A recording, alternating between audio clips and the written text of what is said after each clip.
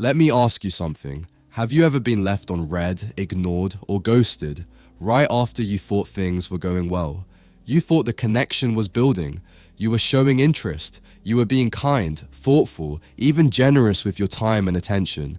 And then, boom, nothing. She goes cold. She pulls away. And you're left wondering, what did I do wrong? Here's the part nobody tells you. It's not always what you said or did. It's what you projected. It's the unspoken energy behind your actions. And that energy, it was neediness. But here's the dangerous part. Neediness doesn't always scream. Sometimes it whispers. It shows up quietly in your eagerness, in your availability, in that subtle anxiety when she doesn't reply right away. It hides behind the mask of being a good guy, and before you even realize it, it's pushed her away. Neediness is the #1 attraction killer, and most men never even see it. It's not about chasing too hard or texting too much. It's about depending on her attention for your own sense of worth. It's about anchoring your identity in whether or not she chooses you. That kind of energy is heavy, and while you might think you're showing love or interest, she feels pressure, she feels your emotional weight, and she begins to back away, not because you weren't good enough, but because you were trying too hard to prove you were. The tragedy? You didn't need to, you just needed to be solid in yourself. See, attraction is built on polarity. It thrives on tension, on space. It needs a dynamic to stay alive. When you're needy, you kill that space. You choke the fire, you remove the mystery. Suddenly, instead of her wondering about you, you're wondering about her constantly. And that imbalance flips the script.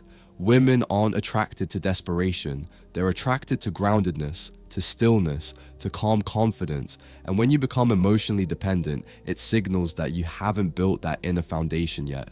Most guys think they're just being nice, that if they show how much they care, it will win her over. But women don't fall for niceness. They fall for presence, for self-respect, for men who don't flinch under pressure. When you respond to silence with calm, when you hold your frame instead of chasing, you flip the entire dynamic. You go from being the guy who waits anxiously by the phone to the one she thinks about all day. So how do you shift out of neediness? Not by playing games or pretending to be someone you're not. You shift by building a life that's already full, with or without her. You focus on your mission. You invest in your growth. You create a sense of inner peace that doesn't rise and fall based on who's texting you.